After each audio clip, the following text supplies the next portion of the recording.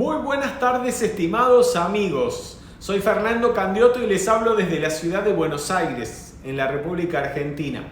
Como todos los miércoles, desde hace unas semanas, a partir de las 17:30 horas, le estamos dando continuidad a este curso en el cual estamos estudiando, tratando de profundizar sobre los 12 trabajos de Hércules. Y hoy con uno de los trabajos más espectaculares, tal vez el más representativo de todos los que realizara Hércules, que es matar a la hidra de Lerna. Le voy a recordar la bibliografía recomendada para este curso. Tenemos el libro Hércules de Rubén Cedeño y el libro Astrología Metafísica. Encuentran en la diapositiva que están viendo en pantalla las páginas web en las cuales pueden informarse al respecto de todos los textos en formato de libro electrónico y también en formato de libro impreso, y de qué manera conseguirlo.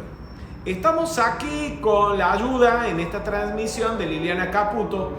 Si ustedes tienen preguntas a medida que vamos desarrollando las actividades, o cuando yo les haga a ustedes preguntas y ustedes respondan por favor a través del chat, Liliana Caputo nos hará el favor de comunicarlas al aire para que todos puedan oírlas y participar de ellas, y sobre todo yo pueda informarme de qué están contestando. Estamos escuchando, Liliana, si subimos un poquito la música, estamos oyendo el tercer movimiento del concierto para piano número 1 de Beethoven, que es la llave tonal de Victory, el amado Victory.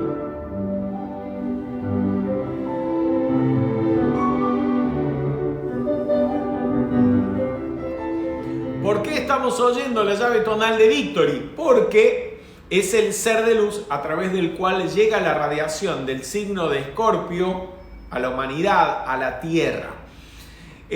Vamos a recordar entonces, el trabajo a estudiar hoy es matar a la hidra de Lerna, que fue el octavo trabajo de Hércules, realizado bajo la radiación del signo de Escorpio.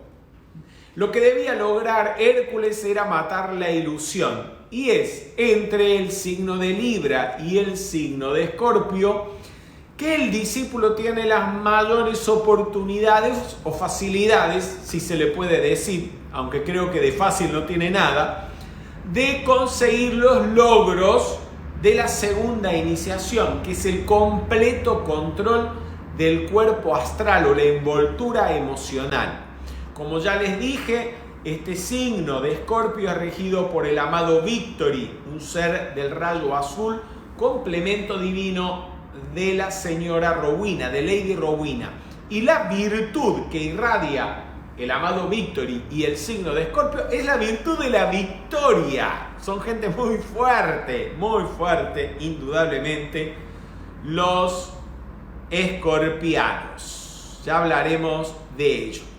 Bien, como lo hemos hecho en las anteriores actividades, vamos a seguir la siguiente dinámica. Vamos a ir con la siguiente dinámica, que es: primero vamos a escuchar la narración dada por el tibetano de todo el mito respecto al trabajo.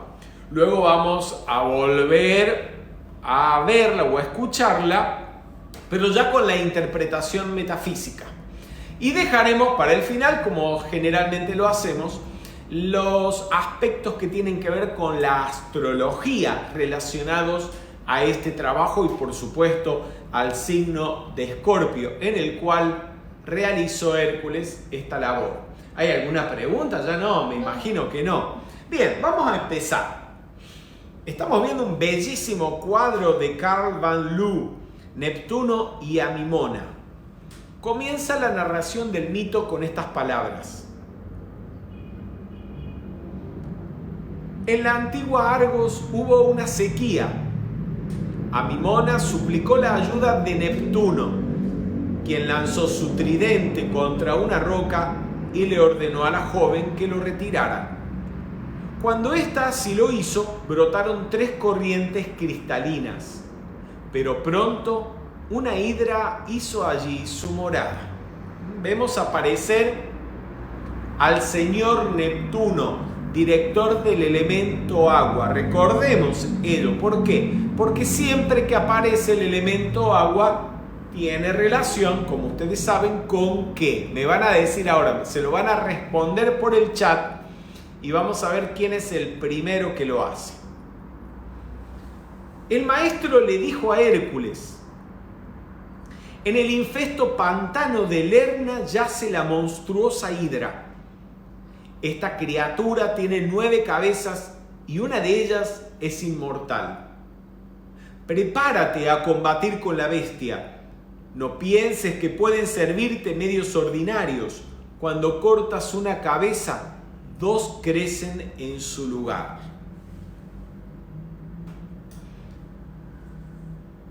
Liliana, ¿tenemos alguna respuesta ya? Enseguidísimo. Sí, ¿qué nos responde? Gabriela de Pilar López, las emociones. Por supuesto, el agua siempre va a representar las emociones. Muy bien, y por supuesto, si aparece Neptuno en el medio de ello, algo relacionado con el plano astral tiene que ver.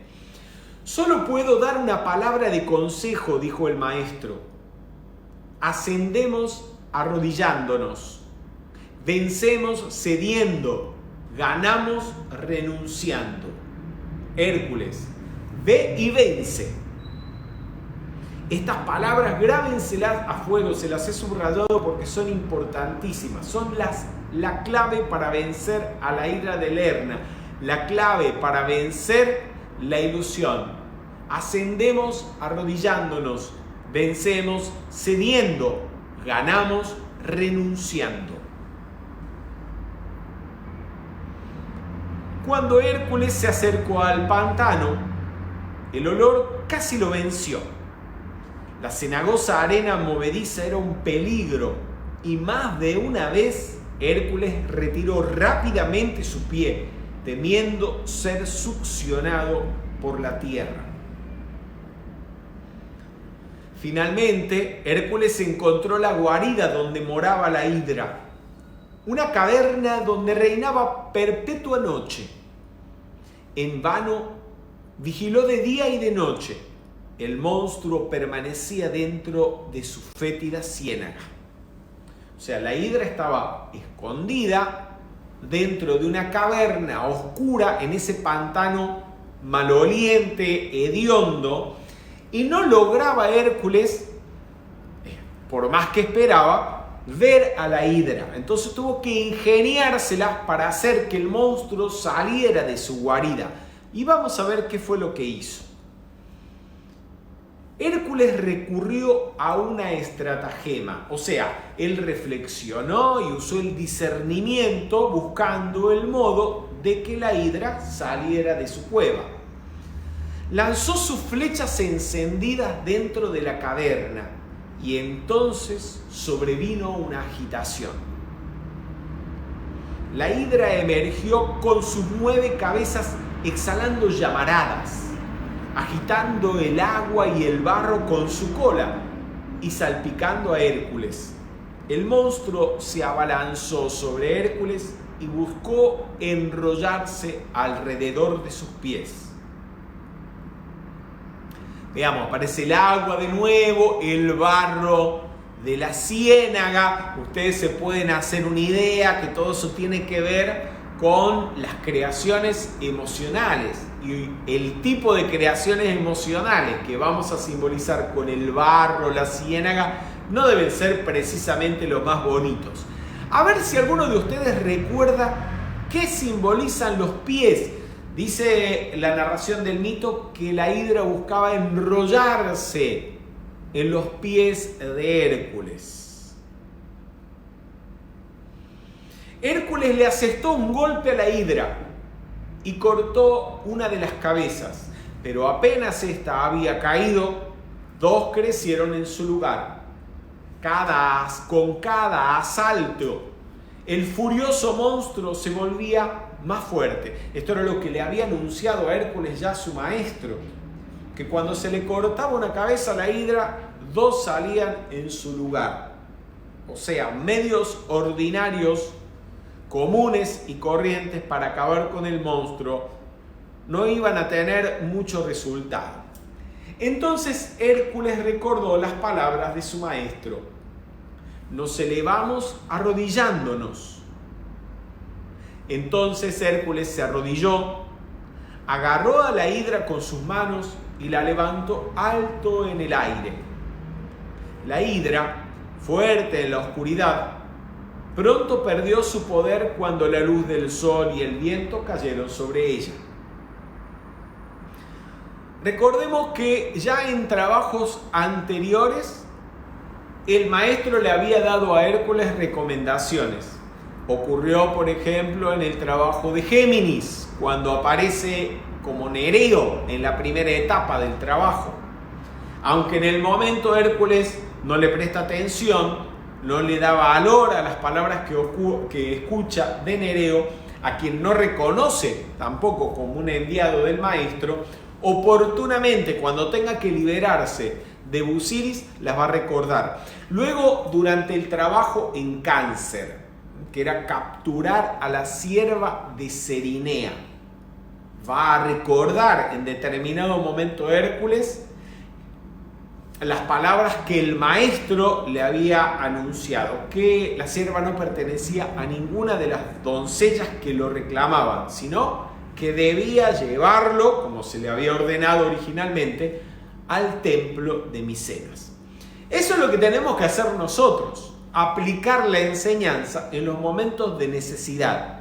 Esa instrucción que hemos escuchado de nuestro facilitador, ya sea en las actividades o puede ser en un momento en el que recibimos algún consejo personal o una respuesta a una pregunta personal.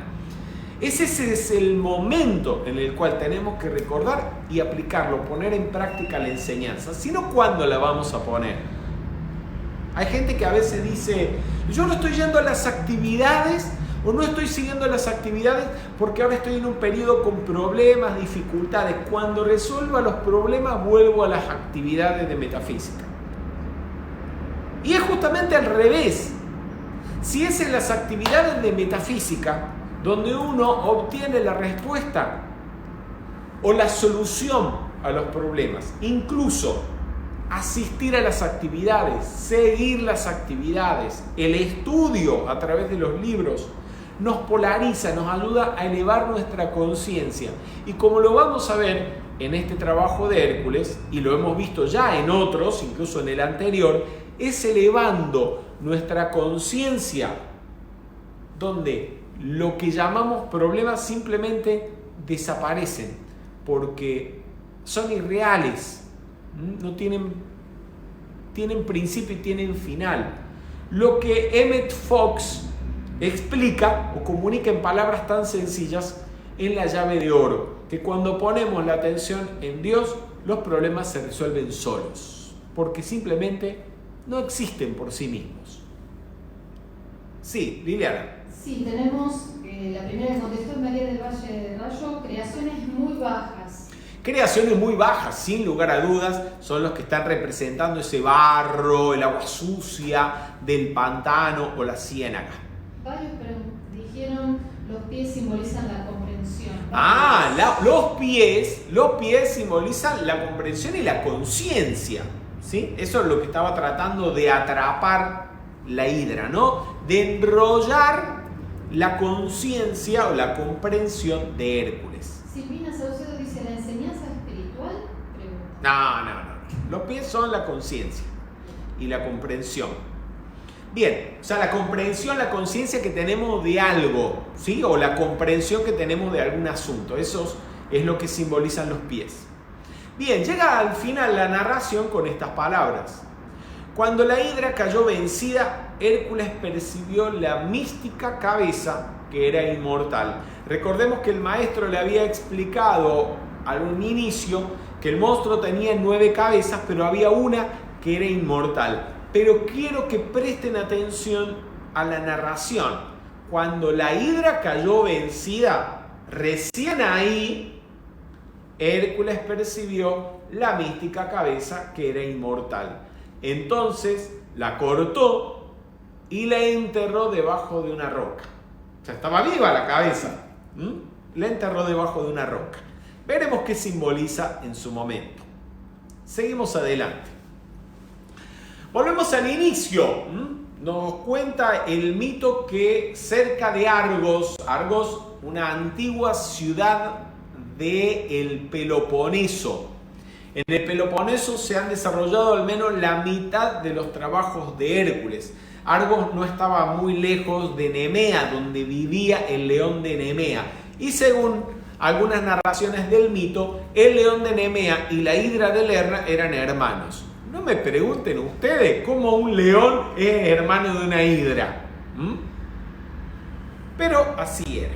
O sea, eran de la misma naturaleza. No eran precisamente amigos bonitos, positivos y amigos de Hércules, amigos del discípulo. Bien, cerca de Argos, en Lerna, entonces, llegó a Mimona a buscar agua. Mimona era la hija de un rey que envió a su hija a buscar agua en medio de una sequía. Y no encontrando agua, la muchacha pidió ayuda a Neptuno. Esto sucedió también en el segundo trabajo de Hércules, cuando el rey Minos de Creta le pide ayuda, asistencia a Neptuno, y Neptuno le envía un toro que sale del mar para que lo sacrifique. Pero en aquella oportunidad, recordarán ustedes, y si no, vuelvan a ver la actividad de Hércules en Tauro, por favor. Minos, ¿qué hizo con el toro? Lo vio tan bonito, tan hermoso, que dijo, ay, me da pena sacrificárselo a Neptuno, mejor voy a sacrificar otro toro. Quiso engañar a Neptuno. Y por supuesto, eso fue la causa del caos. Sus deseos egoístas lo llevaron a querer engañar al señor Neptuno, el director cósmico del elemento agua. Y todo eso fue la causa de su desgracia, que terminó con el nacimiento del Minotauro y etc. En cambio, Amimona va a ser obediente. Lanza un tridente contra una roca el señor Neptuno. Le pide a Mimona que lo retire. Cuando lo retire, sale agua, brota el agua. Y Amimona, en agradecimiento, se enamora de Neptuno y van a tener varios hijos.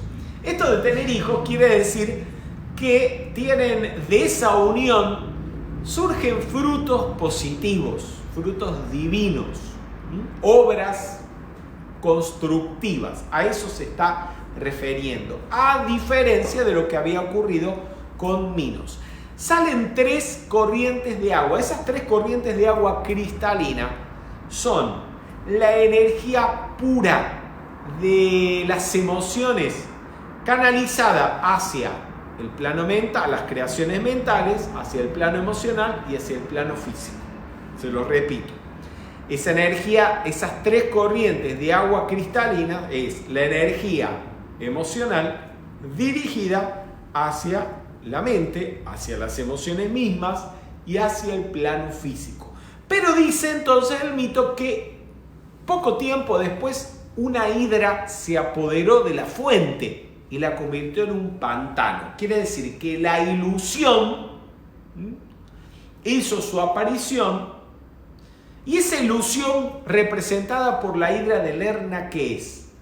Es el uso egoísta para fines de la personalidad de la energía divina.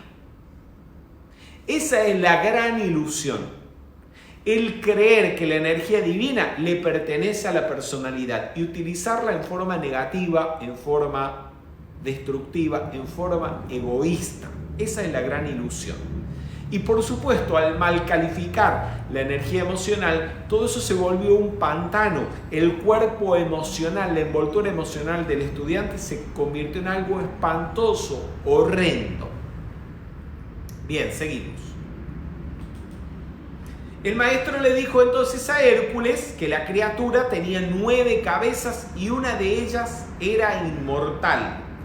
Las 9 cabezas de la hidra de Lerna representan los deseos, por supuesto los deseos negativos, egoístas, que pueden ser físicos, pueden ser astrales o pueden ser mentales. Oportunamente durante la actividad vamos a analizar qué representa cada una de esas cabezas de la hidra de Lerna.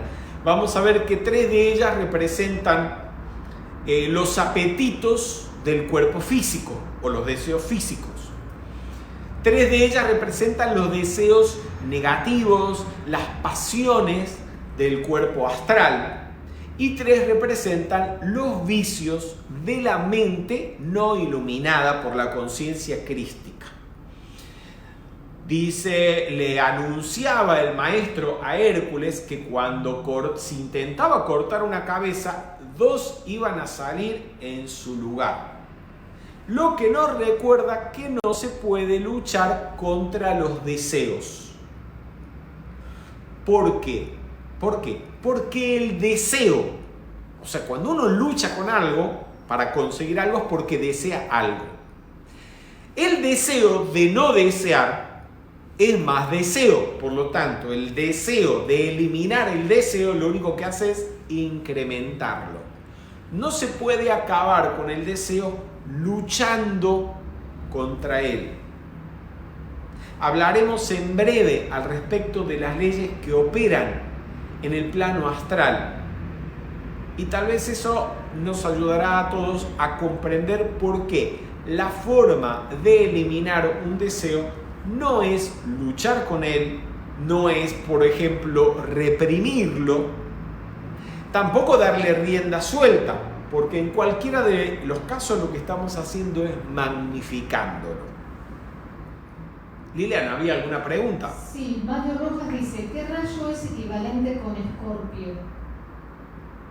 El señor Victory, bueno, ya llegaremos oportunamente a ese punto, pero el señor Victory es un ser que pertenece al rayo azul.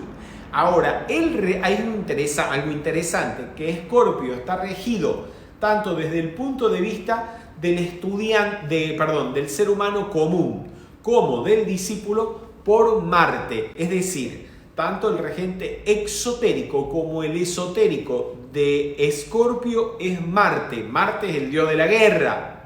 Y a través de Marte se canaliza el rayo oro rubí. Que aunque la gente asocia mucho el rayo oro rubí con la paz, la tranquilidad, la devoción, en realidad es un rayo muy fuerte. Después del rayo azul, probablemente el rayo más fuerte es el rayo oro rubí. Y tenemos de acá de Paula González. Sí. ¿La hermandad de la hidra y el león representarán que Leo y Escorpio están vinculados? Seguramente están vinculados. Miren, de alguna manera, Escorpio es un trabajo síntesis. O sea, el trabajo en Escorpio, que es acabar con la ilusión, representado por matar la hidra de Lerna, es un trabajo síntesis, donde Hércules debe llevar a su culminación la tarea emprendida en trabajos anteriores.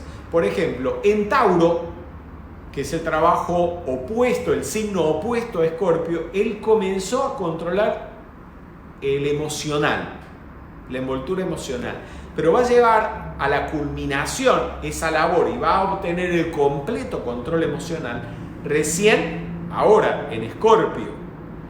El orgullo que comenzó a controlar o a combatir en Leo, matando al león de Nemea, lo va a llevar a su culminación cuando acabe con la hidra. Ya vamos a ver que una de las cabezas de la hidra es el miedo o el temor. El egoísmo que observamos tanto en Virgo como en Libra y que fueron los motivos por los cuales falló Hércules al inicio de esos trabajos, van a llegar a su final ahora en Escorpio. Fue un trabajo tremendo.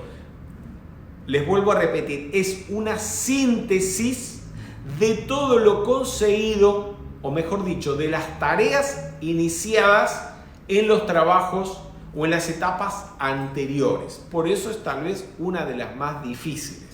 Y de hecho, la segunda iniciación, cuando nosotros estudiamos las iniciaciones representadas en las etapas de la vida de Jesús, entre el nacimiento de Jesús, que representa la primera iniciación, y su bautismo, que representa la segunda iniciación, tenemos un periodo de 30 años.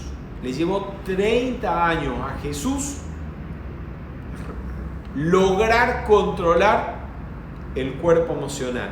Y el resto de las iniciaciones, hasta llegar a la quinta o a la ascensión, lo desarrolló en tan solo 3 años. Fue mucho más rápido. Es la tarea más difícil de todas, matar a la hidra de Lerna. Avanzamos y anótame las preguntitas, Liliana, y las vamos respondiendo. El maestro, antes de enviar a Hércules, le da un solo consejo y le dice: ascendemos arrodillándonos, vencemos cediendo, ganamos renunciando. Y le da así al discípulo las claves para vencer la ilusión. ¿Cuáles son esas claves para vencer la ilusión? Asciende arrodillado. Arrodillarnos es sinónimo de humildad, es un gesto de humildad. Es bajar la cabeza, es hacer silencio. Ceder vence cediendo, ceder, dar. Es practicar la caridad o el mismo hecho de dar y no reclamar. Y trae a nuestra mente las palabras de Jesús: si te piden el manto, dales también la capa. No reclamar. Si te piden, si te reclaman, da y no reclames. Y el tercer consejo es: gana renunciando. ¿Renunciando a qué? Renunciando justamente al deseo egoísta de la personalidad. Puede ser el deseo de figurar, el deseo de tener la razón. Aquí encontramos en estas claves para vencer la ilusión una recomendación del maestro, no solo a Hércules, a todos nosotros, para vencer o para atravesar y salir ilesos de todas las pruebas de la vivencia interna. Humildad, caridad y renuncia. Arrodillarnos, ceder y renunciar. Y vamos a ver que las va a aplicar magníficamente Hércules para acabar con la hidra de Lerna. Cuando Hércules se acercó al pantano, el olor casi lo venció. La cenagosa arena movediza era un peligro. La arena movediza y toda esta descripción del pantano maloliente es una descripción vívida que da el relato del bajo astral, de los deseos inferiores y negativos que solamente tienen expresión en los subplanos inferiores del plano astral. Recordemos cuando hemos estudiado los planos, tenemos el subplano de la pasión y el deseo sensual, el subplano de la atracción. Solamente las creaciones negativas, egoístas de la humanidad tienen expresión en el astral inferior, representado por el pantano. Y son como una arena movediza. ¿Por qué? Porque las creaciones astrales son cambiantes. No solamente son cambiantes los sentimientos y los deseos egoístas, las pasiones del astral cambian. Lo que hoy nos gusta, mañana ya no nos interesa más. Lo que hoy nos apasionaba y fue tal vez causa de disputas, de discusiones, tiempo después ya nos resulta irrelevante. Sino que también el objeto del deseo mismo, el objeto, aquello que producía o evocaba la pasión, también es cambiante, también es ilusorio, también tiene principio y tiene final. Es impermanente, como las arenas movedizas del pantano. Y más de una vez Hércules retiró rápidamente su pie, temiendo ser succionado por la tierra. El pie, ya dijimos, es símbolo de la conciencia que tenemos de los asuntos, de la comprensión. Hércules retiró rápidamente la conciencia, la atención de los deseos bajos y egoístas. Hay que vivir atentos o alerta, porque si no, a través de los sentidos, los deseos y las pasiones arrastran la atención de las personas y empezamos a alimentar deseos negativos, pasiones, vicios y terminamos atrapados en el bajo astral, ¿sí? Para no terminar atrapado hay que vivir alerta, en estado de observación, como estaba de hecho Hércules. Finalmente Hércules encontró la guarida, una caverna donde reinaba perpetua noche. ¿Cuál es esa caverna? Esa cueva oscura donde vive la hidra de Lerna. Son las oscuras cavernas del inconsciente,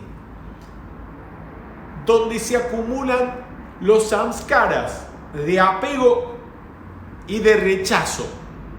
Es decir, las pasiones astrales, los odios, los miedos, las dudas, los celos, las envidias, los vicios mentales como el orgullo, la separatividad, la crueldad, los apetitos físicos, como el deseo, los deseos puramente físicos, que exacerbados pueden hacer daño, producir enfermedades, hacer que se malgaste la energía vital de una encarnación. Todas esas creaciones imperfectas se van acumulando en capas en el inconsciente.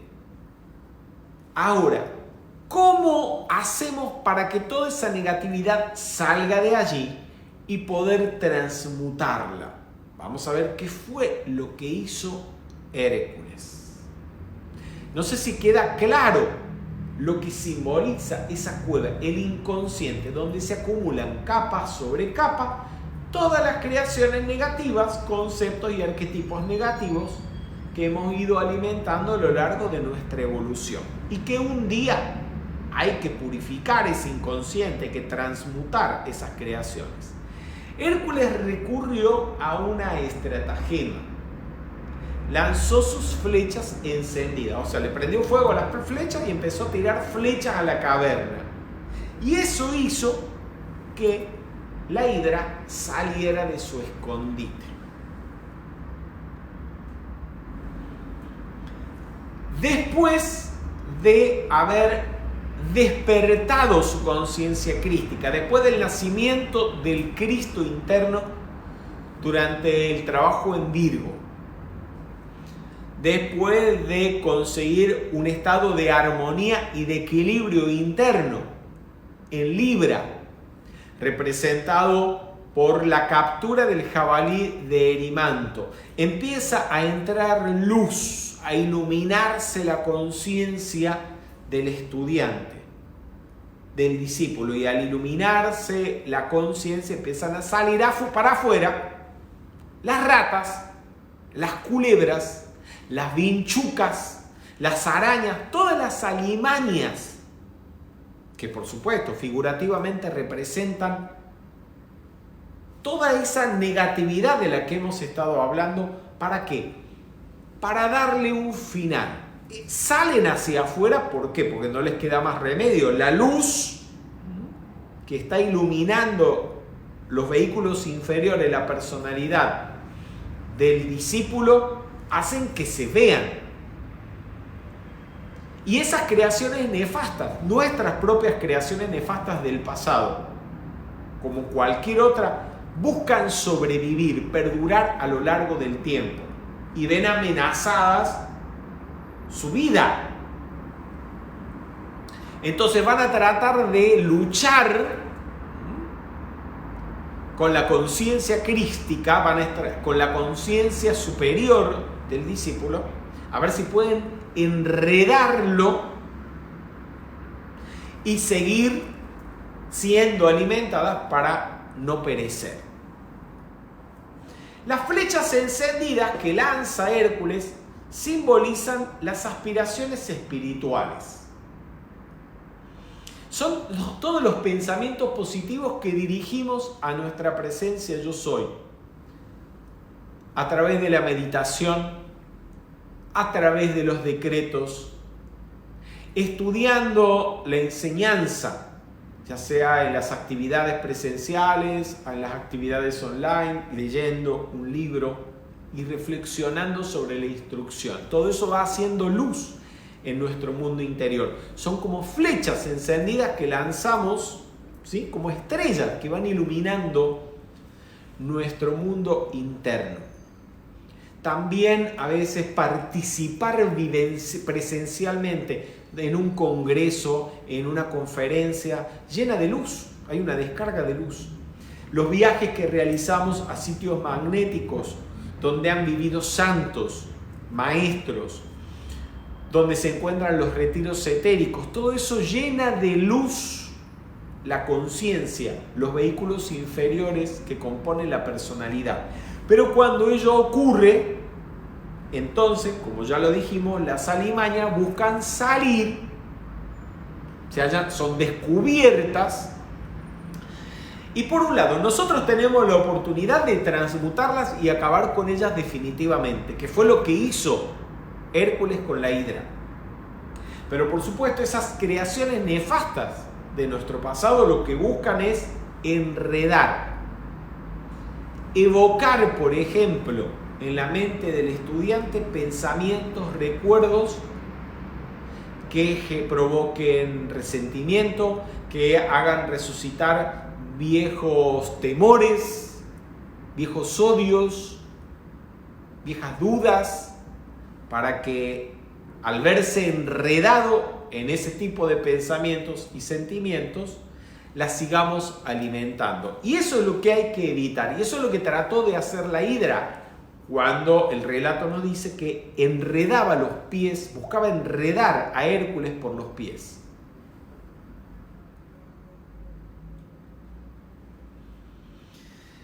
La hidra emergió con sus 9 cabezas. Sí, no sé si hay alguna pregunta, Liliana. Sí, hay varias preguntas. Antes de avanzar vamos a responder algunas de ellas. Sí. Bien. Magdalena Laurentina. ¿Cómo nos damos cuenta cuando reprimimos los deseos?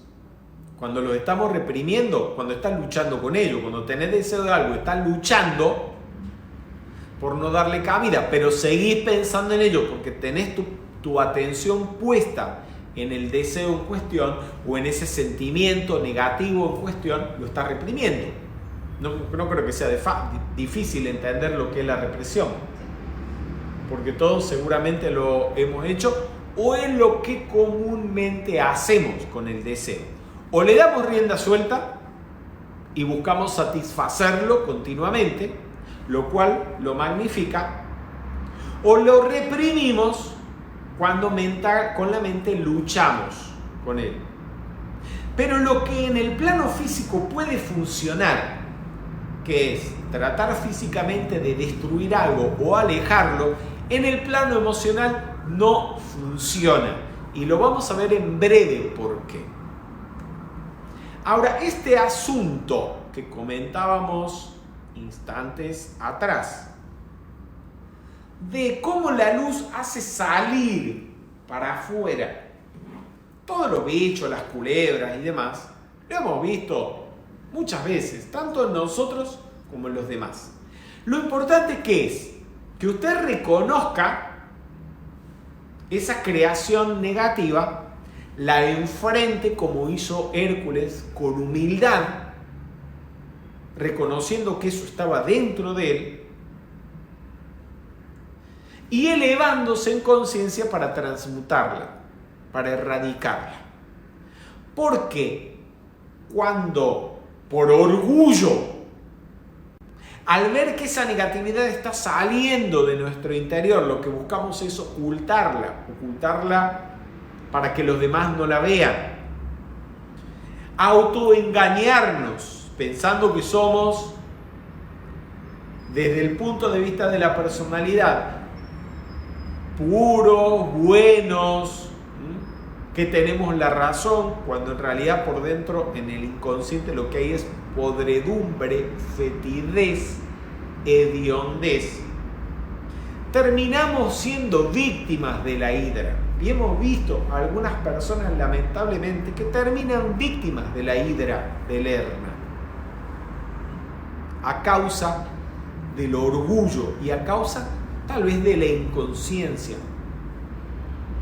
Es notorio cuando hemos realizado viajes a los campos de esfuerzo, retiros etéricos de los maestros, al lago Titicaca, donde está el retiro etérico de la iluminación. ¿Qué hace la llama de la iluminación? Valga la redundancia. Ilumina. Hace que se vea lo que estaba escondido. Y encontramos personas que de tiempo venían traicionando en sus intenciones y en sus acciones, y no pueden ya ocultarlo y se delatan a sí mismos. Y de una manera, diríamos, casi irracional, empiezan a vociferar sus malas intenciones y quedan al descubierto. En otros casos, personas que aparentemente iban a participar de un congreso, de un evento, de una ceremonia, llegan tarde y no lo saben por qué y no lo pueden explicar. Quedan afuera del evento, se enojan, a causa de su enojo empiezan a acusar al grupo o al facilitador de que son maltratados psicológicamente. Y todo eso empieza a dejar al descubierto robos, estafas que esa persona estaba realizando para con el grupo. Son las alimañas de las que estamos hablando, representadas en su totalidad como un todo por la hidra de Lerna. Avanzamos. La hidra emergió con sus 9 cabezas exhalando llamaradas. Esas llamaradas son las llamaradas de la pasión, de los deseos encendidos, no son las flechas encendidas de Hércules, que son la aspiración espiritual y la luz de los pensamientos positivos. Es el fuego de los deseos bajos que queman. Agitando el agua, la hidra agitaba el agua y el barro con su cola y salpicaba así a Hércules. Ese salpicar es tratar de enredar, de enrollar la mente del discípulo con cuestiones del bajo astral. Con odio, envidia, celos, miedo, apegos, competencias, deseos de poder, etc. El monstruo se abalanzó sobre Hércules y buscó enrollarse alrededor de sus pies. Creo que esto ha quedado bastante explicado ya. Entonces Hércules le asestó un golpe a la hidra y, como ya dijimos, cortó una cabeza, pero cuando cortó una cabeza salieron 2 en su lugar. Y cuanto más peleaba y atacaba a la hidra, más fuerte se volvía el demonio, ese monstruo. Vamos aquí a recordar las leyes que operan en el plano astral, que son atracción y repulsión. La naturaleza de la energía y de la materia astral es la de atraerse. 2 sentimientos, 2 emociones, 2 deseos iguales se atraen y así crecen. Pero cuando un sentimiento, un deseo, una emoción es egoísta, contiene dentro de sí un elemento de rechazo. En el egoísmo siempre hay un rechazo hacia algo o hacia alguien. Si es odio, puede ser un rechazo hacia una persona. Si es miedo, es también rechazo a que algo ocurra. O rechazo a que alguien nos pueda herir, por ejemplo. Todo sentimiento o emoción baja, negativa, destructiva, contiene un elemento de rechazo, y es lo que nos produce molestia, nos hace sufrir cuando estamos vivenciando esa emoción negativa. Entonces, pero como la naturaleza de la materia astral es la de atraerse. Cuando las emociones y los sentimientos son negativos o bajos, se atraen y al mismo tiempo se repelen. Así que lo que tenemos es conflicto. Por lo tanto, en la práctica, ¿qué ocurre? Cuando usted rechaza un deseo, ese rechazo es también un deseo negativo. Y como la atención está puesta en aquello que se rechaza, por principio de mentalismo, lo que tú piensas y sientes se manifiesta. Donde está tu atención, allí estás tú y en eso te conviertes. Lo que estás haciendo al luchar, al rechazar, al reprimir una emoción, un sentimiento, un deseo, es darle más fuerza, alimentarlo. Eso es lo que le estaba ocurriendo a Hércules. Cuanto más luchaba con la hidra, más fuerte se volvía la hidra.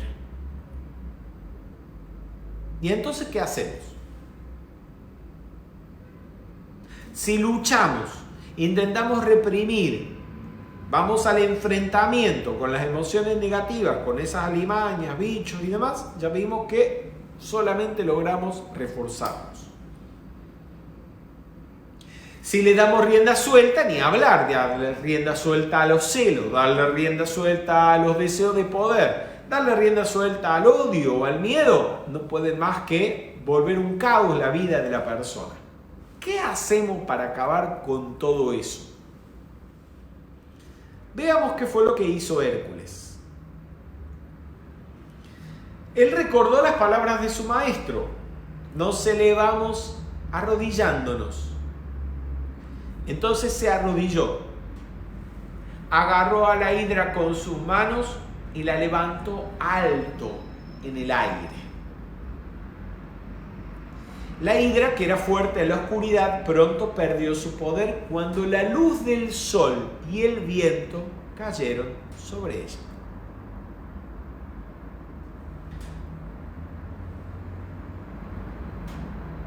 Ya hablamos de que arrodillarse es símbolo de humildad. Pero Hércules no se arrodilló ante la hidra. O sea, él no se arrodilló en una actitud de ser vencido por la maldad. No. Él se arrodilló, levantó al monstruo en alto y miró a lo alto, como aquel que se arrodilla ante Dios o ante un ser de luz, a adorarlo, a contemplarlo, a invocarlo. Puso su atención en lo alto. Eso fue lo que hizo. Así fue como levantó la hidra, reconociendo que desde el punto de vista de la personalidad no somos nada ante la perfección de Dios y de los seres de luz, pero que en nuestro espíritu, en nuestra presencia yo soy, solamente hay perfección. Y como donde está tu atención, allí estás tú. Al poner la atención en el espíritu, en el ser interno, en los seres de luz, elevamos nuestra conciencia a planos superiores. Puede ser el plano astral superior, donde solamente se expresan emociones inegoístas, como la compasión, el amor desinteresado, la paciencia y la tolerancia. O al plano mental, incluso al plano mental superior, donde solamente pensamientos y sentimientos de perfección pueden expresarse. Al elevar nuestra conciencia, las emociones, los deseos, los vicios sencillamente desaparecen. Dejamos de alimentarlos y, como ocurrió con la hidra de Lerna, terminan muriendo de inanición.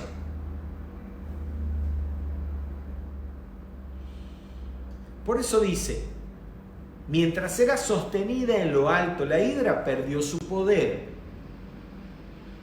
Cuando la luz del sol, que es la luz del espíritu, la luz de la presencia yo soy, la luz de nuestro ser interno, y el viento también del plano espiritual, el viento, el aire es el elemento del plano búdhico, del plano de la iluminación, cayeron sobre ella.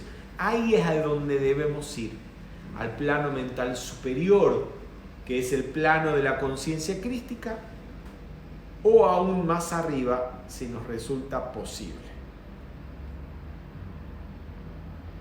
Y así como Santa Rita, lo estamos viendo en esta pintura que representa el momento en la que ella, en su devoción hacia Cristo representado en el crucifijo, se conectaba con el Maestro.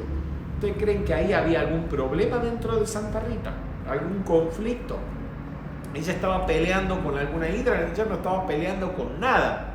Ella, al estar conectada a través del rayo de la atención con su Maestro, ella estaba internamente en el cielo. No estaba en el plano de la lucha. Estaba matando la hidra de Lerna. Y como ella, nosotros podríamos afirmar: yo no estoy en el plano de la lucha. ¿Tenemos alguna pregunta, Liliana? Sí. Tenemos a Marta Monteagudo. Si renunciamos a todo, ¿cómo nos recomienda ahí? ¿Qué decretos debemos hacer para transmutar todo eso? Pero cuando hablamos de renunciar, no estamos diciendo renunciar. Yo en ningún momento, ni dije, ni el relato dijo renunciar a todo. Vamos a ver cómo aplicó Hércules la humildad, cómo y cuándo aplicó la humildad, aplicó la caridad y aplicó la renuncia para acabar con cada una de las cabezas de la hidra de Lerna y en realidad con la hidra como un todo. Porque él no lo... Fíjense una cosa, Hércules no logró acabar con la hidra hasta que la vio como un todo, como un solo monstruo, y dejó de luchar solamente con el odio, de luchar solamente con el deseo de poder o luchar solamente con el temor, sino cuando vio todo el asunto como una sola problemática, ahí fue que lo pudo resolver. ¿Alguna otra pregunta, Liliana? Sí. Héctor dice, a eso se refirió el Maestro Jesús cuando dijo, no resistáis al mal. Exactamente, no resistáis al mal. Y también habló de poner la otra mejilla. Porque si ante una cachetada usted devuelve con una trompada, eso termina en una trifulca, donde todos salen heridos. Pero si no se responde, por ejemplo, al insulto, si no se responde a la violencia con más insulto o con más violencia, sino con perdón o con amor compasivo o con paciencia y tolerancia, ¿qué estamos haciendo? Nos estamos elevando por encima del plano de la lucha en el que sí vive la otra persona que viene con agresión o que viene con insulto. Y al elevarnos por encima del plano de la lucha, tenemos la posibilidad de vencer. Pero vencer no es aplastar al otro, sino de vencer la violencia, transmutarla, hacerla desaparecer. Primero que nada en nosotros. Al no responder a la violencia o al insulto con más violencia e insultos. Y es posible que a través de nuestra radiación de perdón, de compasión o incluso de humildad, si es lo suficientemente intensa, logremos una transformación en la otra persona. Cuando la hidra cayó vencida, nos dice el relato que Hércules recién ahí percibió la mística cabeza que era inmortal y que la enterró debajo de una roca. Esa roca es la roca de la voluntad. ¿Qué es esa cabeza inmortal? La hidra, mejor dicho, la energía incalificada y pura que desciende desde la presencia yo soy a través del cordón plateado y que nosotros calificamos con nuestros pensamientos, nuestros sentimientos, palabras y acciones, esa energía pura incalificada no es ni buena ni mala, ni positiva ni negativa. Va a actuar, va a entrar en actividad de acuerdo a la calificación que nosotros le demos. Si la calificación es negativa, egoísta, se convierte en la hidra de Lerna. Ahora, cuando esa energía que ha sido mal utilizada a lo largo de encarnaciones, que se ha ido acumulando como hábitos emocionales y mentales en el inconsciente, sale y es transmutada, esa energía transmutada y recalificada positivamente se acumula en nuestro cuerpo causal, en nuestra conciencia, para ser utilizada en el futuro, pero siempre de acuerdo con el plan divino de perfección. Es esa cabeza inmortal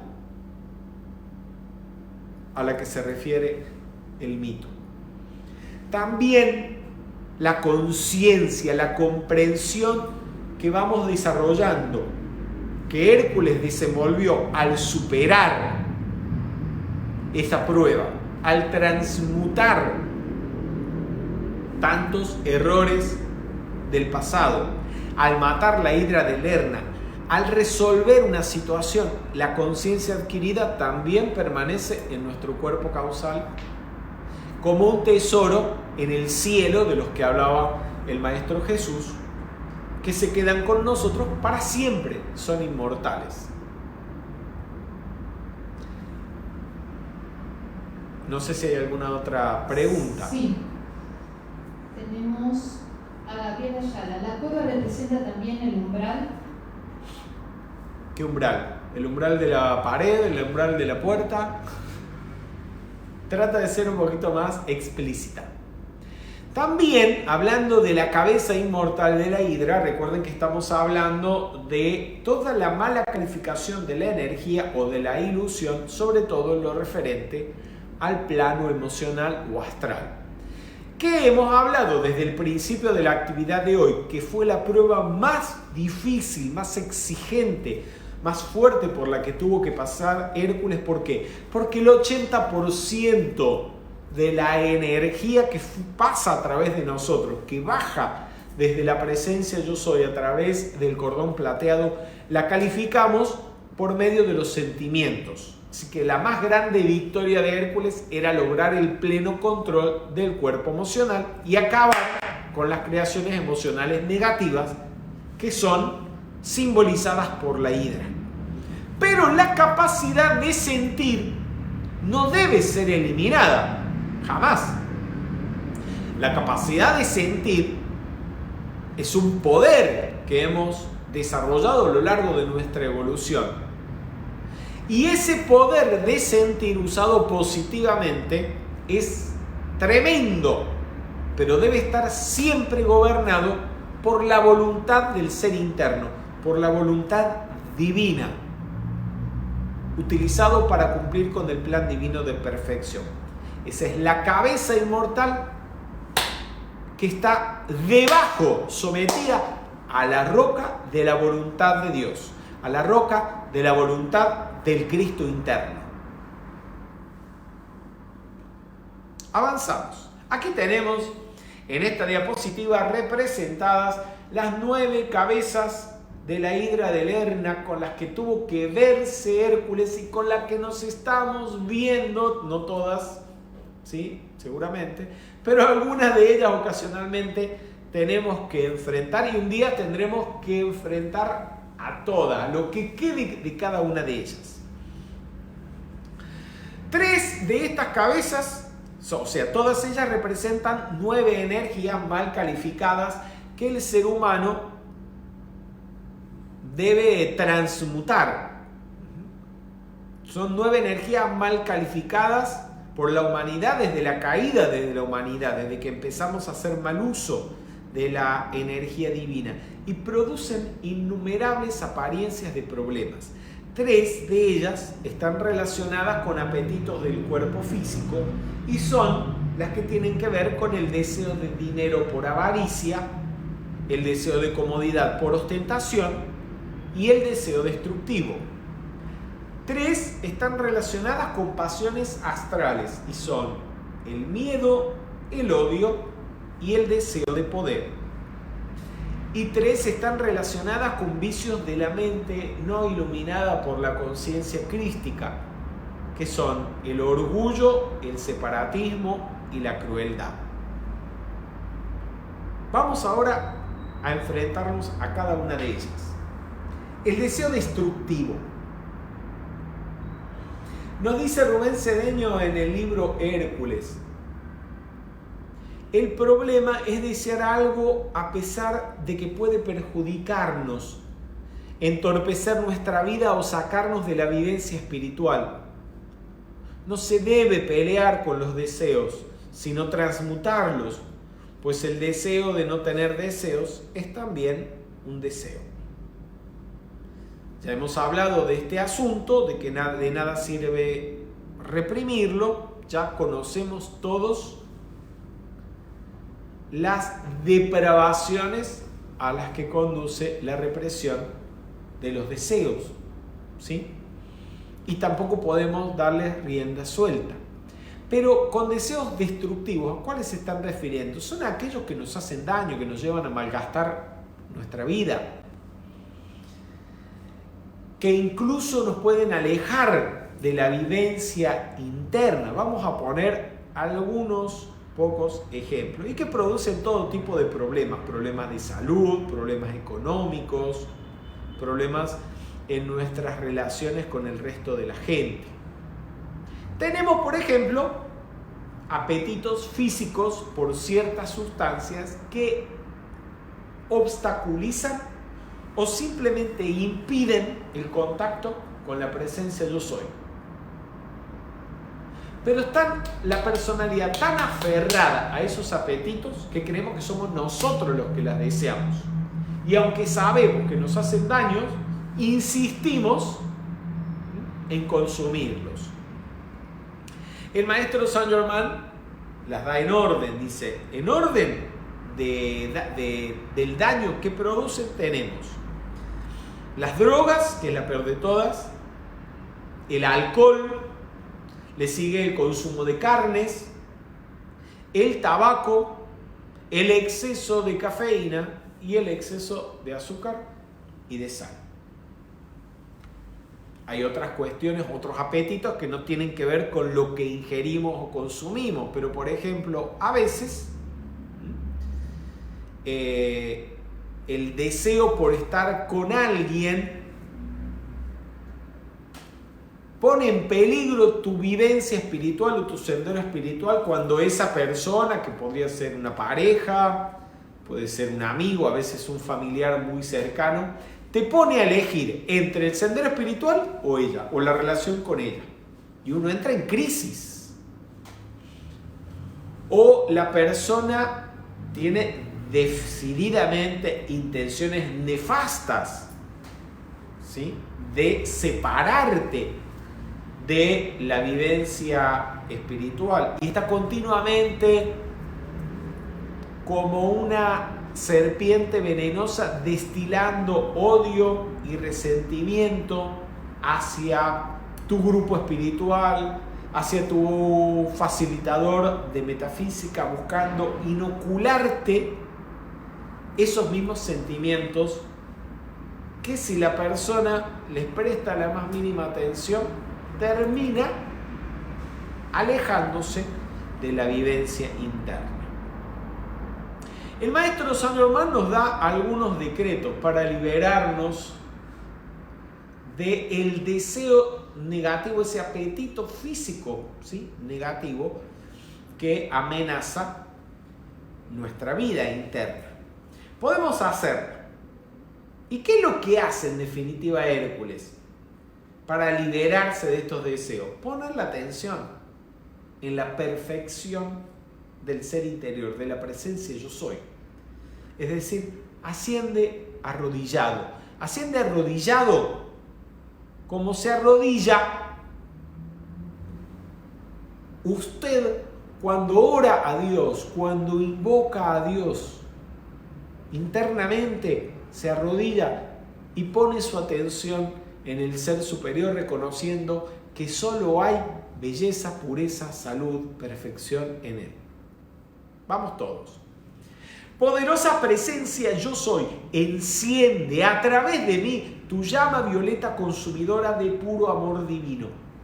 Quítame este deseo, aniquila su causa y efecto, pasado, presente y futuro. Reemplázalo por la plenitud que tú eres, tu perfecta satisfacción, y sostén tu pleno dominio aquí y para siempre.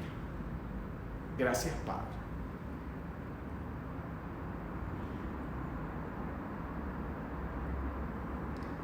El deseo de comodidad por ostentación es otra de las cabezas de la hidra que pertenece al primer grupo, que son los apetitos del cuerpo físico.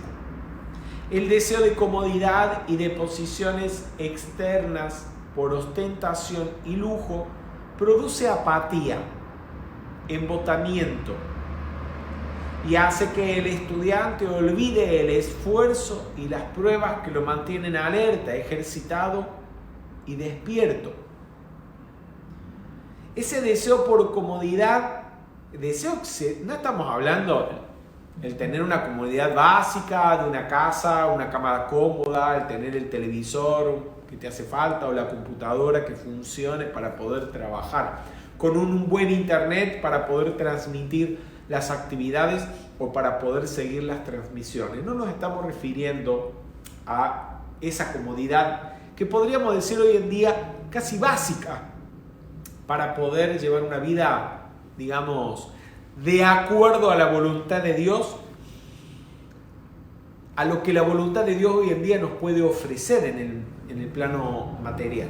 Nos estamos refiriendo a vivir solamente para eso, para darle comodidades al cuerpo físico, que el objetivo de la vida se convierta en decidir a qué playa nos vamos a ir de vacaciones este año, cuál es el último modelo de celular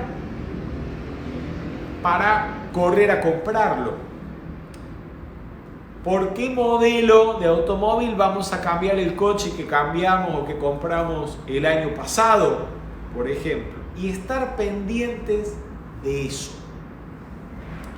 Este tipo de deseo de comodidad por ostentación no solamente se da en un nivel, se da en todos los niveles.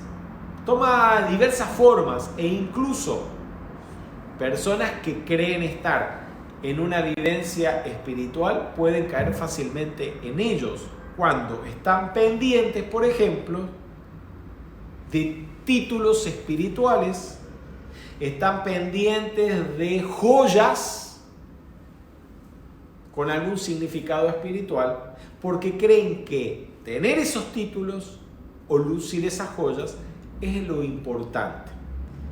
Y todo eso embota, adormece, porque en esa, riqueza física, que no está respaldada internamente desde el punto de vista espiritual por nada, lo que hay es un tremendo vacío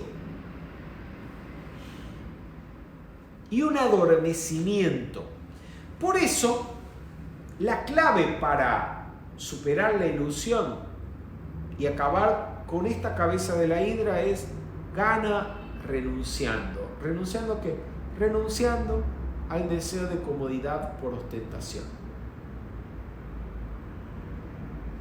Al deseo de ostentar hay sencillamente que transmutarlo, eliminarlo. Y al deseo de comodidad, que no tiene nada de malo, pero no debe convertirse jamás en un obstáculo para prestar un servicio. ¿Se imaginan ustedes que la Madre Teresa de Calcuta podría haber brindado el servicio que brindó si hubiera estado apegada a la comodidad, al deseo de comodidad? Nunca lo hubiera conseguido. A lo mejor no es el área de servicio que nos ha tocado a nosotros, pero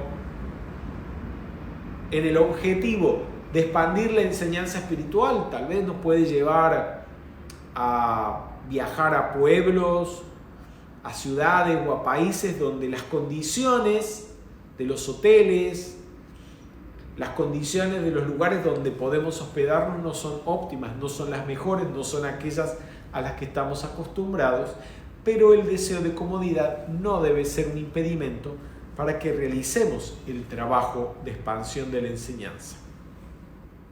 Esa es la cabeza que tenemos que cercenar. El deseo de dinero por avaricia, Dios mío. La búsqueda de dinero como un fin en lugar de un medio para hacer el trabajo de los maestros hace que se olviden los valores éticos y morales y las convicciones espirituales, porque ese deseo de dinero como un fin en sí mismo, cuando nace en el ser humano, es inagotable. O sea, es un hambre que no se satisface nunca, siempre se quiere más. Y lleva al individuo a caer en la corrupción, a caer en la avaricia, y está muy ligado también con el deseo de poder, porque hay quien busca el dinero por el poder que el dinero puede ofrecer, poder político o del tipo que sea. Y llega a manifestarse ese deseo como el egocentrismo del individuo que desea solamente recibir y no dar nada, que es el colmo de la avaricia. El dinero no es malo, nos dice Rubén Cedeño en el libro Hércules. Se lo necesita y en grandes cantidades para realizar el trabajo de la expansión de la luz. Miren, el señor Gautama, que era un ser que vivía en actitud de continua renuncia, incluso de renuncia externa, al igual que el Maestro Jesús, que en sus propias palabras decía: el Hijo del Hombre no tiene dónde recostar su cabeza. Pero él no andaba mal vestido, en el caso de Jesús, ¿no? Y tanto Jesús como el señor Gautama tuvieron estos discípulos o seguidores millonarios, como fueron en el caso del señor Gautama, Anathapindika, nombre de los más ricos de su época en India, que le compró todo el parque de Jetavana en Sravasti y le construyó un monasterio, o mejor dicho, un monasterio donde los bhikkhus, los monjes, pudieran vivir. Y tenemos en el caso del Maestro Jesús a Zaqueo, también el caso de Lázaro, que eran hombres riquísimos que recibían a Jesús y a sus apóstoles en sus hogares, les daban de comer y les proveían lo que esos hombres necesitaban para poder viajar, moverse en el Israel de aquel tiempo. Quería decir vihara, no me venía a la mente la palabra vihara, que sería el equivalente a un monasterio, pero para los seguidores del Buda Dharma. Anathapindika fue el que le regaló al señor Gautama el vihara de Jetavana en Sravasti. Y la clave para vencer la ilusión aquí es: vence cediendo. O sea, no es que renuncies a tener dinero. Ten y ten bastante, pero úsalo para el trabajo de la jerarquía espiritual, de expandir la enseñanza espiritual a través de la caridad, ofreciendo como donación amorosa o utilizándolo para las publicaciones de los libros, para las traducciones de las enseñanzas que están en otros idiomas o para traducirlas a otros idiomas. Una cuarta cabeza es el miedo. El temor es la seguridad de que todo lo que va a suceder es malo. Hace ver pobreza en la abundancia, perseguidores en quienes nos cuidan, sombras en la luz, angustia en la seguridad. Échenle cabeza a eso, porque es cierto. La persona cuando tiene temor o miedo, no tiene temor o miedo a lo que está enfrentando, a lo que está viviendo aquí ahora, en este momento. El miedo y el temor siempre están en nuestra mente, están en la mente, de la persona, que anticipa algo negativo que cree que puede ocurrir. Y aunque tenga su mesa llena de comida, la alacena bien provista y dinero en el banco, Está preocupada y tiene miedo de la pobreza. Está viendo pobreza en medio de la abundancia. Otro tanto cuando la persona está tranquila, nadie la está agrediendo ni persiguiendo, pero vive pensando en robos, estafas, en algún daño que alguien le puede hacer. Y vive entonces con miedo a la inseguridad en medio de la seguridad y de la protección. Y como todo es mente, donde está tu atención, allí estás tú, lo que tú piensas se manifiesta, cuanto más el miedo, con el miedo y el temor empieza a atraer lo temido. Y por eso hay que acabar rápidamente con esa cabeza de la hidra. Hay temor al ridículo, a equivocarse, también a la crítica, al regaño, al fracaso, al éxito. Hay temor a la enfermedad, a la vejez, también incluso temor a la muerte, que paralizan, y el miedo siempre paraliza, impide actuar, tomar decisiones. Les voy a poner un ejemplo. San Pablo, que San Pablo, los últimos discursos de San Pablo son geniales. Hay uno en el cual San Pablo enumera todas las penurias por las que pasó expandiendo la enseñanza de Jesús. Lo intentaron matar, no se sabe cuántas veces, lo apedrearon 2 veces, pasó por 2 naufragios, lo encarcelaron, etc. Pero el temor a morir, el temor a enfermarse, el temor a ser perseguido, nunca le impidieron realizar su trabajo, cumplir con su misión. Porque él había acabado con esa cabeza de la hidra de Lerna que era el temor. Simplemente había superado el temor. ¿Y cómo superamos ese temor? Arrodillándonos y elevando, ascendiendo nuestra atención y con ello nuestra conciencia a Dios, a la presencia yo soy, a los seres de luz, reconociendo que yo soy es la única presencia, yo soy es el único poder y por lo tanto nada, absolutamente nada nos puede hacer daño y por eso nada tenemos que temer. Afirmemos, yo no tengo temor, yo tengo fe, yo soy es la única presencia, el único poder.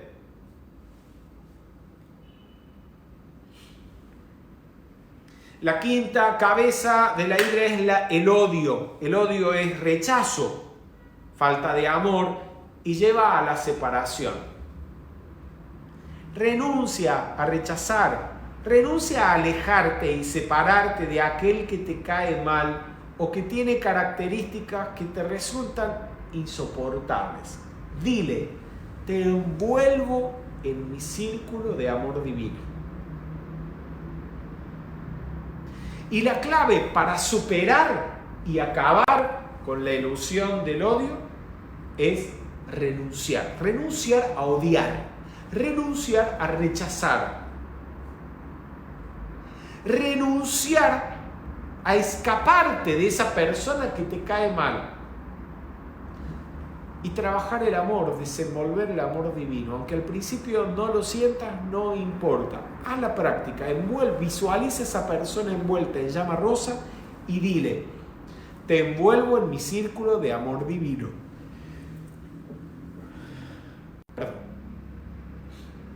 Continuamos. Una sexta cabeza de la hidra es el deseo de poder. Ay, Dios mío, que ese deseo de poder no es solamente el que le piensa a la gente. Sí, deseo de poder que tienen los políticos que se quieren quedar ahí en la presidencia o como diputados o como intendentes toda la vida. No nos estamos refiriendo solamente a ese deseo de poder. También es deseo de poder el que tiene la madre o el padre por ese hijo al que quiere controlar, que quiere que el hijo haga lo que él quiere, que lleve la vida como él piensa, como ese padre o esa madre piensan que debe llevarlo. Eso también es deseo de poder, de controlarle la vida a los demás. El poder sin amor corrompe. Se manifiesta como el deseo de dominar a otros, regular su conducta. Hay que transmutar el deseo de poder en la buena voluntad de sacrificarse por el bien de los demás. En otras palabras, no se trata de renunciar al poder, sino de utilizarlo para beneficiar a los demás, comunicando, por ejemplo, la enseñanza, brindando lo que se posee, sanando, transmitiendo fe, ayudando a los demás a sentirse tranquilos y en paz. No es no tener poder, sino que el poder que se ha desarrollado, utilizarlo inegoístamente, con buena voluntad, para beneficiar a otros. Lo mismo que hablamos previamente del dinero. Tener poder, tener dinero y bastante, pero renunciar a hacer uso egoísta de él y darlo, ofrecerlo inegoístamente para ayudar al que más lo necesita. Por eso las claves son: vence cediendo, dando, usando ese poder para bendecir a otros. Orgullo. Estamos ya ahí en las últimas 3 cabezas, que son los vicios mentales que tanto daño hacen. El orgullo nos aísla de los demás, nos separa, debilita el vínculo que nos une a otros al mirarlos como seres inferiores. Porque el que siente orgullo psicológicamente se monta en un pedestal y mira a los demás como desde arriba. Por lo tanto, se está separando. Y más orgullo, más se aleja. Hasta montarse en una torre o construir psicológicamente una torre, que es la Torre de Babel. Hay que agachar la cabeza.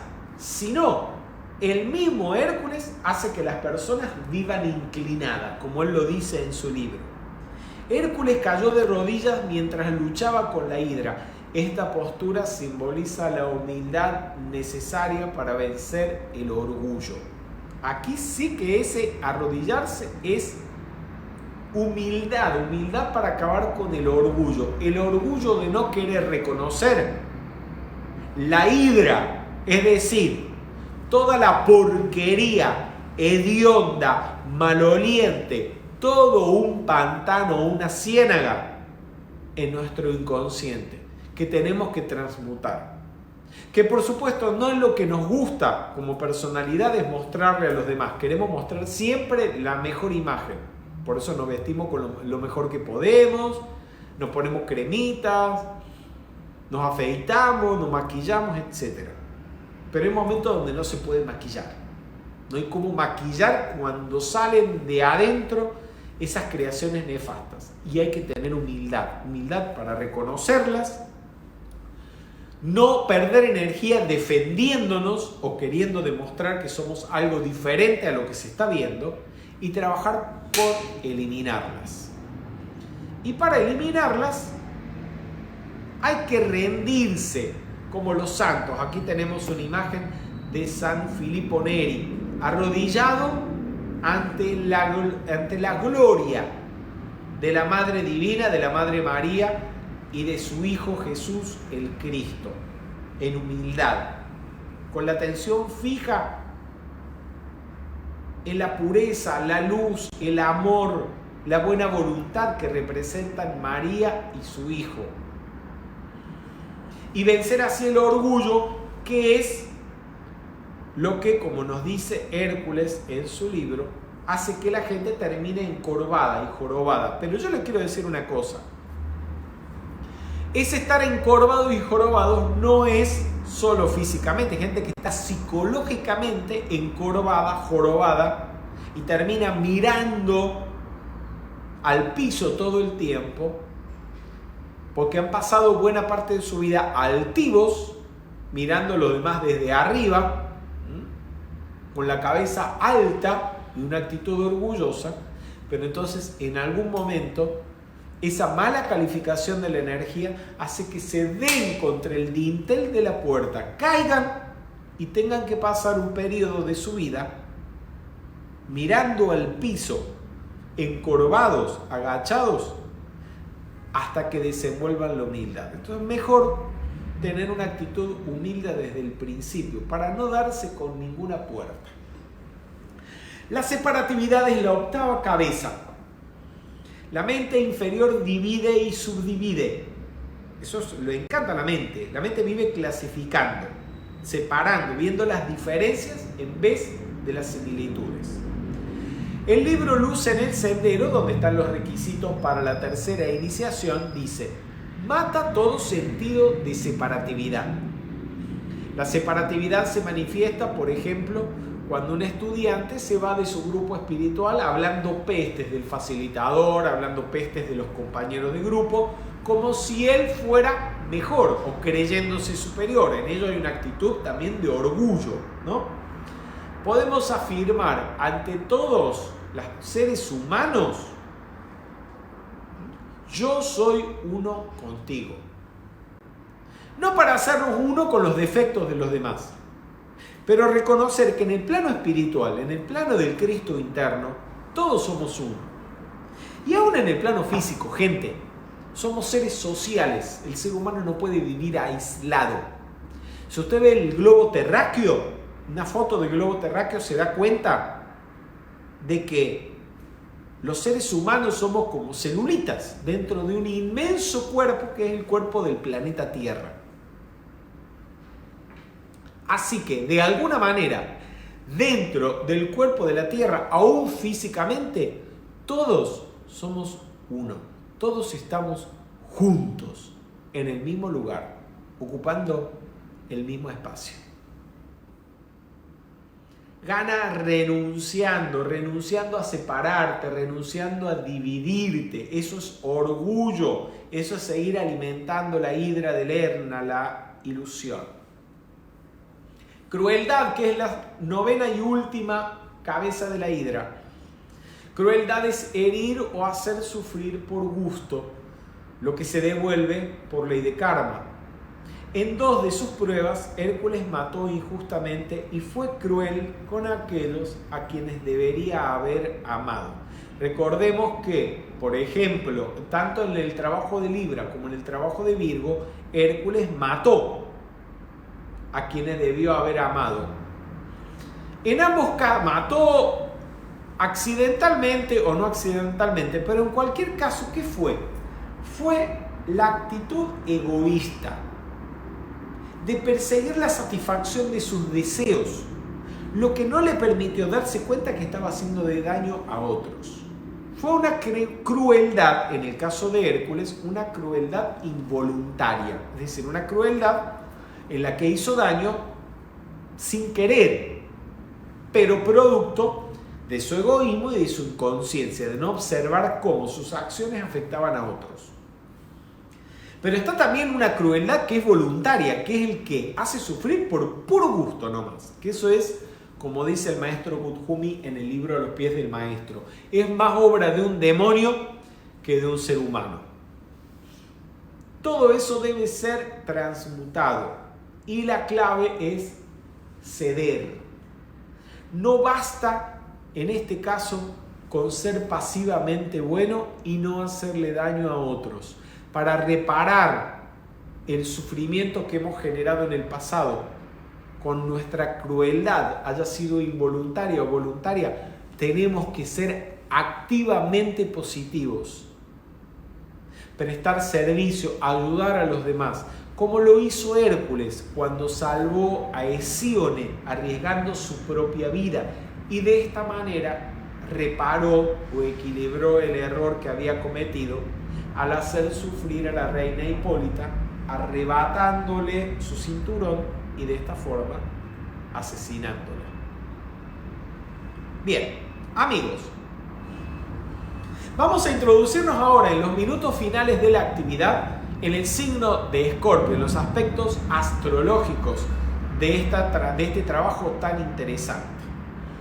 Escorpio otorga la virtud cósmica del poder y la conquista del logro victorioso. Ya dijimos que está regido por el señor Victory, que encarna esta cualidad divina de la victoria. Su pensamiento simiente es creación y voluntad. Los nacidos bajo este signo, entre el 23 de octubre y el 21 o 22 de noviembre, según el caso, son fuertes y aguantan enterrados firmemente en sus convicciones y puntos de vista. Cualquiera que conozca un nativo de Escorpio sabe que es así. Victory les regala dominio propio, fuerza de voluntad, el ser audaces, nobles, reservados, a veces puritanos, místicos y de carácter fuerte. Están bien aspectados para los estudios espirituales, pero que no se dejen llevar por el culto a su personalidad, no sea que se vayan a matar hiriéndose con su propia cola. Les toca transmutar a los nativos de Escorpio en esta encarnación. Puede ser, ¿no? Hay algunos muy bien aspectados, pero a muchos les toca transmutar el egoísmo, la violencia, la rudeza, el orgullo, el ser belicosos, temperamentales, vanidosos, odiosos, anárquicos, sarcásticos, vengativos, materialistas, burlones, puntillosos e irritables. Recordemos que Escorpio está regido tanto a nivel esotérico como exotérico por Marte. Marte es el dios de la guerra. Son seres fuertes, muy fuertes. Pero es que tiene que ser fuerte el discípulo para poder vencer la hidra, vencer ese monstruo interno, para vencerse a sí mismo. Tiene que ser muy fuerte, tiene que ser valiente, tiene que tener ímpetu, no se tiene que dejar atemorizar por nada. Y toda esa fuerza es la que Marte le da al nativo de Hércules cuando está en el sendero ya del discipulado, para que pueda vencer y matar a la hidra de Lerna. Vamos todos juntos a hacer este decreto. Yo soy la ley del perdón y del olvido y la llama violeta transmutadora de todos los errores cometidos por mí y por toda la humanidad. Gracias, Padre. Dice Alice Bailey: en Escorpio el discípulo tiene que demostrarse a sí mismo que ha vencido la gran ilusión, es decir, la utilización de la personalidad para fines egoístas. Deténganse ahí, porque allí está diciendo a qué se refiere con la gran ilusión. Es la utilización de la personalidad para fines egoístas, es decir, el cuerpo y las acciones físicas, la envoltura emocional, los deseos, emociones y sentimientos, y la mente utilizados para propósitos egoístas que no tienen que ver con el plan divino de perfección, con lo que es bueno para todos y que no hace daño a nadie. El discípulo tiene que demostrarse que la personalidad es simplemente un canal de expresión para la manifestación divina. Qué bello, qué bello. Por eso les decía que este trabajo de Escorpio es un trabajo síntesis, donde llegamos a la culminación de toda una labor que empezó en Aries, sobre todo en Tauro, cuando empieza Hércules a controlar su cuerpo emocional, y que llega a la culminación en Escorpio, entre Escorpio y Sagitario, como lo vamos a ver en la próxima actividad. Escorpio, el escorpión, es un signo regido por el elemento agua, que ya dijimos tiene que ver siempre con los sentimientos, las emociones. Su cualidad: punto decisivo en la vida de la humanidad y del individuo. Hércules se volvió discípulo triunfante en Escorpio. Su polo opuesto es Tauro, donde, como ya lo hemos dicho, Hércules comenzó a controlar en ese momento los deseos más bajos, sobre todo los deseos inferiores relacionados con lo físico, los apetitos físicos. Ya aquí en Escorpio tenía que controlar lo que quedara de apetito físico, acabarlo. y acabar también con lo que quedara de las pasiones emocionales y de los vicios mentales. Regente exotérico y esotérico es el mismo, Marte, y las palabras claves son: desde el punto de vista del alma, soy el guerrero y surjo victorioso de la batalla. Qué bella frase. Dos magnos ejemplos de nativos de Escorpio transitando el sendero espiritual. José Gregorio Hernández, un maestro de sabiduría que trabaja en el rayo verde de la salud y que recientemente ha sido beatificado por la Iglesia Católica Apostólica Romana. Y uno de los padres de la Iglesia, San Agustín de Hipona, el famoso San Agustín. Conectadas con cada signo encontramos 3 constelaciones que simbolizan el problema que enfrenta el discípulo e indican la solución. Bien, primero que nada, están viendo ustedes señalizados en pantalla la constelación de Escorpio y una constelación cercana que es el Águila. Escorpio es intercambiable con el Águila. ¿Qué quiere decir esto? Es muy fácil. Cuando el escorpiano está mal aspectado, es negativo. Está sobre todo en las primeras encarnaciones en el aula de la ignorancia, está muy bien representado por un escorpión, que pica al que tiene cerca y a veces se pica a sí mismo. Ustedes me entienden. Pero cuando el escorpiano ya está controlando la hidra de Lerna, está transitando el sendero espiritual, está bien aspectado, ese escorpiano puede convertirse y debe convertirse en el águila, el ave más allá del tiempo y del espacio que representa el espíritu, nuestro real ser, nuestra presencia yo soy. ¡Qué lindo! ¡Qué lindo!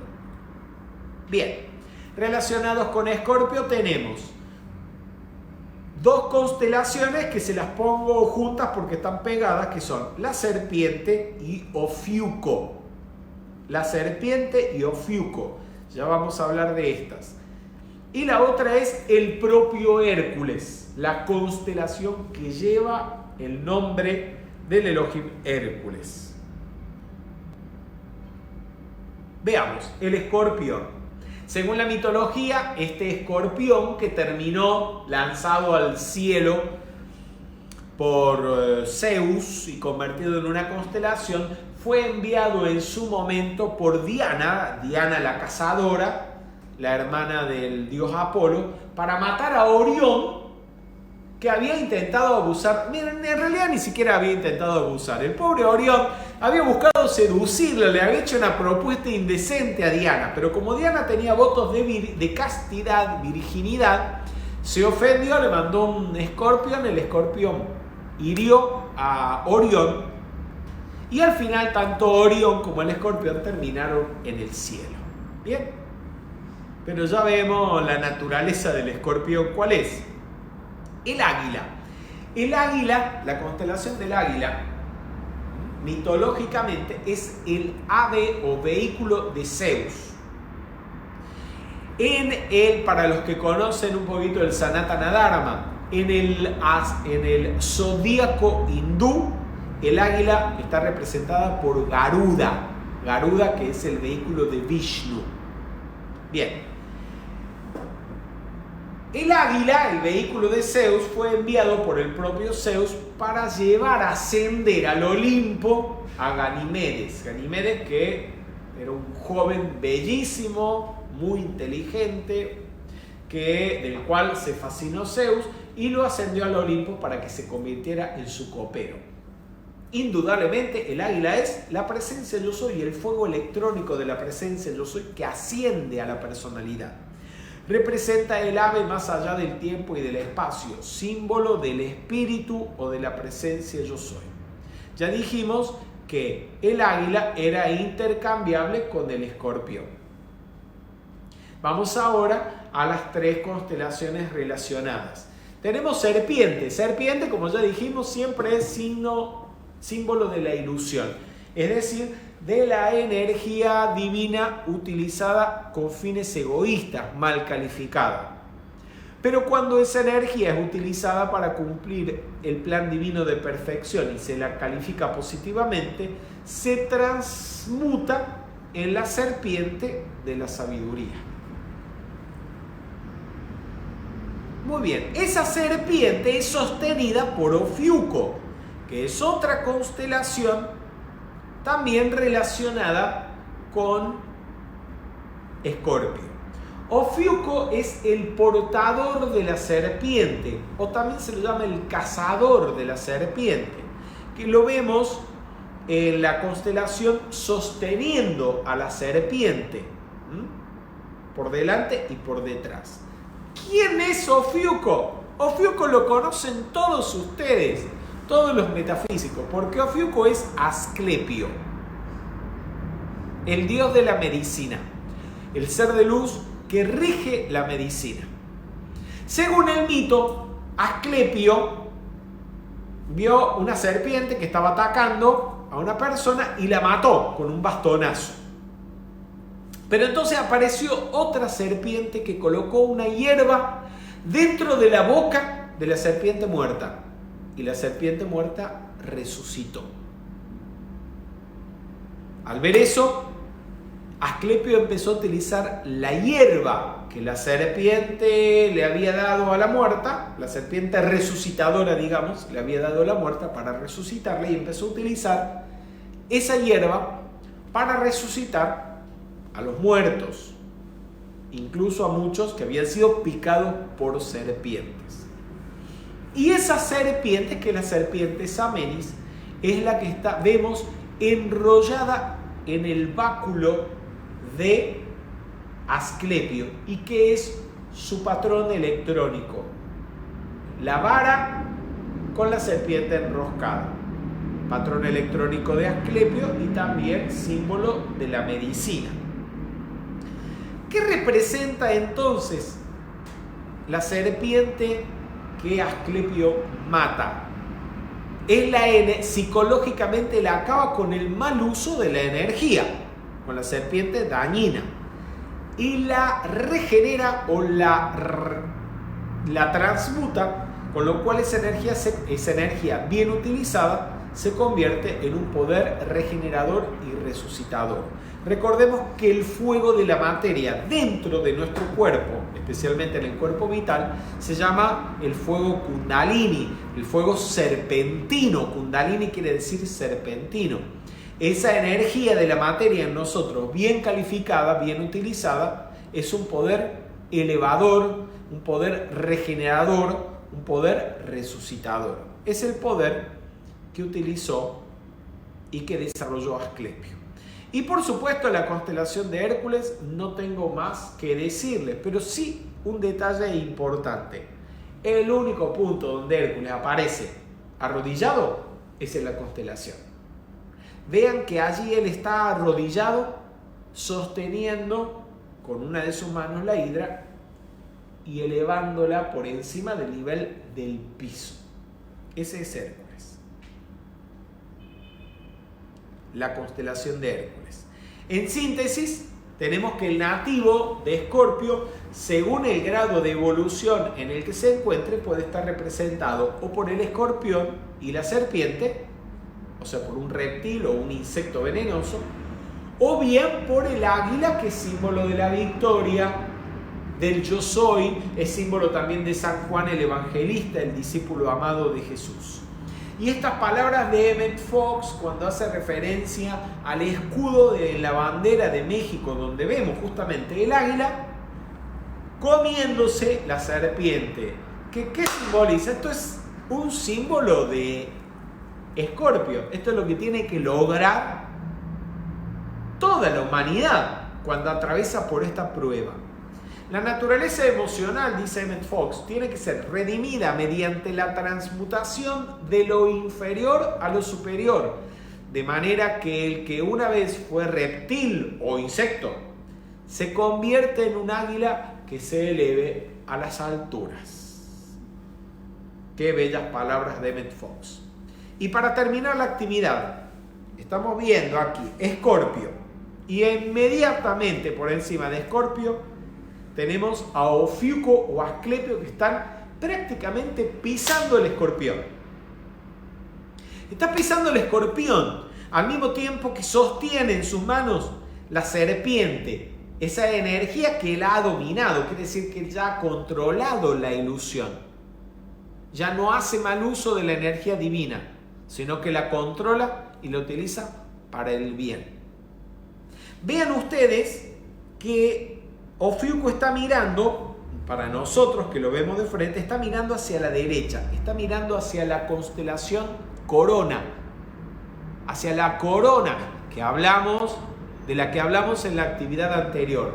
Esa corona que representa el control, toda corona simboliza control, en este caso control de la energía, que está representado por el control que él ejerce sobre la serpiente. Es la personalidad regenerada, que solo hace buen uso de la energía divina. Y luego tenemos por encima de Ofiuco y la serpiente a Hércules, que Hércules está de cabeza, ¿sí? No tengo otra forma de ponérselo porque así está en el cielo, está de cabeza luchando con la hidra, que ya dijimos todo lo que representa. Pero mientras lucha con la hidra y la eleva para quitarle poder, hacerle perder poder y destruirla, está mirando hacia la constelación del águila, que como explicamos es símbolo de nuestro espíritu, la presencia yo soy. Es el ave más allá del tiempo y del espacio de la que habla el libro La Voz del Silencio.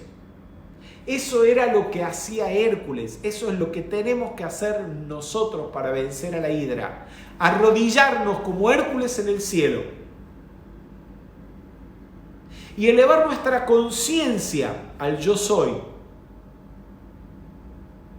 representada por la mirada de Hércules dirigida hacia el águila. Y de esa manera, al elevar nuestra conciencia, el contenido pútrido de nuestro inconsciente, toda la energía mal calificada, residual, que ha quedado de nuestra evolución, es elevada igualmente, transmutada, consumida y disuelta para siempre. Queridos amigos, así llegamos al final de Hércules en Escorpio. Soy Fernando Candiotto, les hablo desde la ciudad de Buenos Aires, en Argentina. Ha sido un placer compartir una vez más con ustedes esta actividad. Sé que hay muchas preguntas, pero era imposible contestarlas, estaríamos aquí una hora más. Con el favor de Dios, oportunamente lo haremos en próximas actividades. Por mi parte, los espero el próximo miércoles a las 17:30 horas para compartir juntos Hércules en Sagitario. Muy buenas noches y muchas gracias.